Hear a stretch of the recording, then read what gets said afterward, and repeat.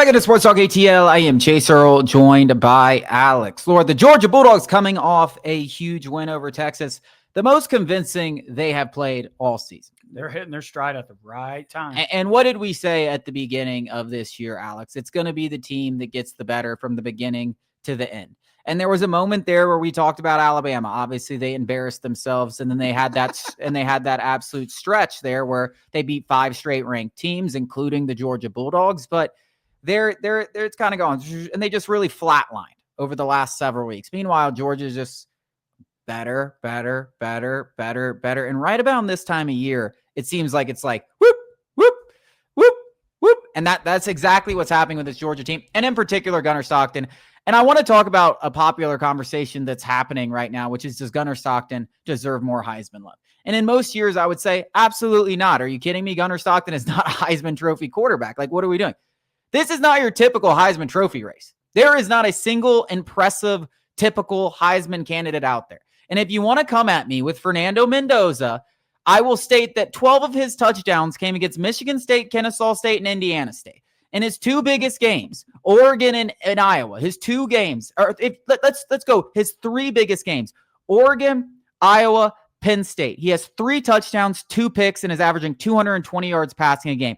Tell me how that is a Heisman Trophy winner. That is a joke. Julian Sayin, he has played 1 ranked team all year, the number 17 ranked Texas Longhorns. He had 126 yards passing and 1 touchdown. Gunner Stockton just threw 5 touchdowns against that team. 5. So you can look at the surface level box scores, but if you're talking about a quarterback in big games this season who has shown up time and time again, not just at the end, but the beginning. Tennessee, 3 touchdowns, no interceptions. Ole Miss, 5 touchdowns, no turnovers. 5 touchdowns, 1 turnover against Texas. Give me a break that he shouldn't be right in the conversation with those guys who are playing the school of the deaf and the blind. I mean, Jesus, like, I don't care what Julian Sayin did against UCLA. That team is a joke. I don't care what Indiana did against Purdue. It's a joke. Like, I care about what teams do at the end. And right now he's plus 2,500, which is absurd. It's absurd. And you see this in this race for people being like, oh, there's no way he can win. You see this in this race time and time again. It's almost never decided right now. These next 3 weeks are when it gets decided. If Georgia gets in the SEC championship game, they have a big game against Georgia Tech. He's absolutely in the conversation, because you know what I'm confident about with Gunner Stockton that I'm not with Mendoza or Sayin? I have no idea which one of those quarterbacks is going to play well against Ohio State and Indiana. If either of them, because they haven't played anyone all year. And when they have played someone, they haven't looked good. Gunner Stockton, I'm positive whoever he meets in the SEC championship, if Georgia gets there, he going to play well, because that's what he's done all season. It's unbelievable. People were ready to hang Bobo in the streets of Athens. I mean, Bobo has absolutely made Kirby Smart look like a genius. I mean, Mike Bobo deserves a lot of praise. I mean, this offensive line's playing much better. Obviously, the weapons are much better. But more than anything, it takes the right guy at the helm. And I don't think nobody's happier than Georgia fans, because when you look at the guy that, Gunner replaced, he's flailing down there in Miami now. Like I was like, well, there you go, Carson Beck. It was just one of those marriages that was meant to break up. Everybody's happier. Georgia with Gunner, Miami with Carson. That's not the case. Guess what? Mario Cristobal is still Mario Cristobal. And I said that before they started this losing streak. I said, I'm just going to wait and see. And I was right. The fact remains that Kirby Smart is still the best coach in college football. Georgia's the best program in college football. And Gunner Stockton right now, I'm not talking about the NFL. I'm not talking about in the college football playoff right now. Gunner Stockton is the best quarterback in the country. I mean, I don't know how many more games you have to see this team win and win convincingly at this point against Mississippi State, who some people say, oh, they're a fucking joke. Mississippi State ain't no joke. You go to Mississippi State and try and beat them, and you're going to come out with a bloody nose and some bruises. I mean, the simple fact of the matter, that was an impressive win. How they did it was impressive. And then you talk about a Texas team that was hitting their stride at the right time. Arch Manning was coming off his best 3 performances of his career, goes into the jaws of Sanford Stadium and comes out chewed up. It's another reminder that Texas and Steve Sarkisian are not even fucking close to the pinnacle of the SEC, which is still Kirby Smart, which is still the Georgia Bulldogs.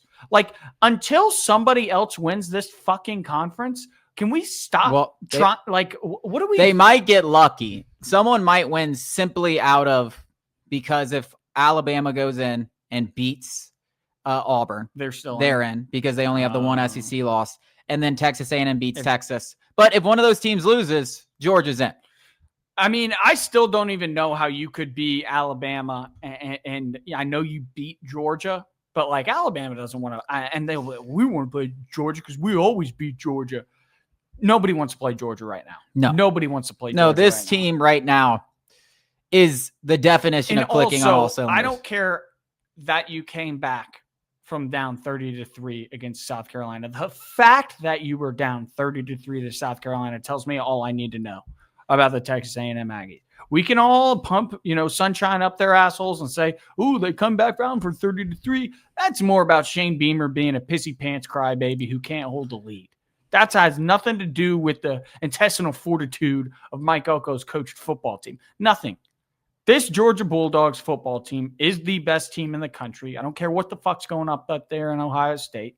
I mean, that's the only team I think that could even compete with Georgia right now if they went and played on a neutral site field. I do not believe in Alabama and Kalen DeBoer because, one time fool me, the saying 2 times, 3 times. Like, Kalen DeBoer might win a championship, but he's still not on Kirby Smart's level.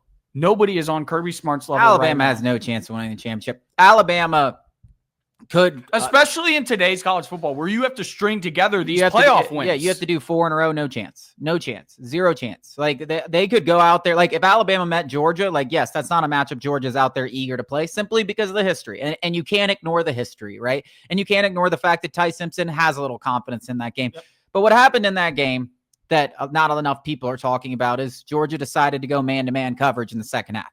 Alabama didn't score a point. You know what every team has done to Alabama since then? They've said, you know what? Let's line up and go man-to-man. Ty Simpson ain't looking as great. That offense ain't looking nearly as explosive. They absolutely cannot run the ball. So there's so many flaws on Alabama that there's no way they can string together 4 straight wins. They could upset someone if Ty Simpson goes out there. I believe he's the best quarterback in college football as much as we just, gave Gunnar his flowers. But I think from a pro prospect perspective. I'm talking right now. Yeah, I'm just saying a pro prospect perspective. Like, I think Ty Simpson is capable of having one of those games where it's like, all right, he just went nuclear, right? Sure. He went out there and had the best 4 quarters we've seen from a quarterback. Think that's possible. But they cannot string that together for 4 weeks. No chance. And losing to Oklahoma, you're not going to get a bye. You're going to have to get 4 of your best performances to get out of there. And I'm not even sure, to be honest, if we're talking about Alabama, they're going to go into Auburn the last week of the season and win. I'm not sure about that for a second. I'm pretty sure. That place is scary, man. Yeah, it is scary. I mean, Auburn. You've got a complete idiot on the other side of that football field in Auburn. I mean, they have no idea what the fuck they're doing. I mean, there is absolutely no doubt in my mind that Alabama's going to come out with some bad intentions against Auburn. I don't know. The intern coach, Jordan Hare, put 38 points, elite defense. The only thing left on their season is just, you know what? But we knocked Alabama out of the playoff. It's just not an ideal scenario. And when you have a defense like that, like Auburn does, which is one of the best defenses in the country, despite them not being able to win a single game in the SEC, except for like one against Arkansas. When you have a defense like that, you got a chance, especially at home. So I'm not Alabama's going to be favored, but I bet you it's by 6.5 points. I bet you it's not by a lot. I'll be hammering the tide if that's the case. Yeah, I'm just saying I don't think it's going to be by a lot because Auburn's been in every game. I'll tell you what's going to be must-watch TV, except for you old heads out there, who hate, this new age of high-scoring offenses in football, is Georgia Tech is going to be a fucking classic because Haynes King and this Georgia Tech offense there's one thing that this Georgia Tech team can do is score points. Yep. There's one thing that Georgia's team can do is they can fucking score some and points that kind too. of brings, I did something on the site, go check it out, Sports Talk ATL, where I didn't just cover Gunner Stockton, I covered Haynes King. He deserves a lot of praise too. And these guys right now are 5th and 6th in Heisman odds. I think it's really, and it's a pretty big gap between 1, 2, and then you have a little gap with Marcel Reed, and then 4 or 5 and 6, Gunner Stockton and Haynes King at 2,500 and 3,300. Mendoza, Sayin, Marcel Reed, Diego Pavia, Gunner Stockton, and then Diego Pavia has not been good either. Yeah, I mean he's been good, but not. Listen, it has been a weird year. He was awful against Texas. None of the stats are exactly Heisman worthy, but someone has to win the award, and it's that simple. But if you're going to go out there and pump up the chest of Fernando Mendoza and Julian Sayin, who have quite literally either played a horrendous schedule or not played well, like in the moments that they could have their Heisman moments, whether it be against Texas at home, I know it was early in the season, but still big game, big moment for him to make an impact, or at Iowa or at Oregon. Like these guys have not been very good. Like Gunner Stockton has been great in every single ranked game that he has played this season. And if you're going to pump up the chests of those guys because of the bums they played, you might as well do it for Haynes King. I know the competition hasn't been very good, but 24 touchdowns and 2 picks is pretty damn good. And you know what's great about Haynes King if you're still holding out hope for him? It's going to be tough, which is why he's plus 3,300. But there is a path there to get him to New York. It's a very simple path. You got Pittsburgh at home this week, a pretty good Pittsburgh team to clinch your spot in the ACC title game. Then you got Georgia. You go win both of those games. You've made some noise, and then you got a chance to really just cement it with a win in the ACC title game. You go and play 3 really good games in those games. You're going to be in the conversation without a doubt. They both deserve to be in New York. I think. I don't even know how people could argue against it. You play the best competition, and now I'm just talking about Gunner. You play the best competition. You're losing close games when you do lose, and then in these big moments, you're performing. I don't know what more you could want. I mean, is that not what the Heisman Trophy is about? All about? It's literally about, hey, are we stat padding against against Indiana State when you win 73-0? No, that's a basketball. Like what happens when you got number 5 Ole Miss in your backyard? I threw for 5 touchdowns. I had 5 tutties. 1 Tennessee in the last second. On a drive, on a 4th down where it was a gotta have it. Save your season early. 4th down, he throws a dime, one of the most perfect balls you've ever seen to Humphreys. I mean, and then wins the game in overtime. And then boom, you fast forward 5 touchdowns against Ole Miss, coming from behind, 10 points down. I mean, that is what the Heisman's all about. Okay, Texas, now you have a common opponent with one of your rivals in this thing. 5 touchdowns? I mean, what else do you need to see in big games from this dude? And by the way, how many times has Georgia been down and Gunner led the offense down the field in the second half and win? I mean, doesn't blink. 8 times maybe this year. 8. I mean, what he has done against screw the stats. What he has done against the schedule that Georgia has had this season is so much more impressive than what anyone else has done this year. Now, Mendoza could go out there against Ohio State, who might have the best defense in the country, and throw for 3 or 4 touchdowns and lead him to an upset win. There's your Heisman moment. But to this point right now, the fact that we're talking like those guys are head and shoulders above Gunner Stockton is nothing short of a total joke. Yeah, it's Big Ten. It's the Big Ten.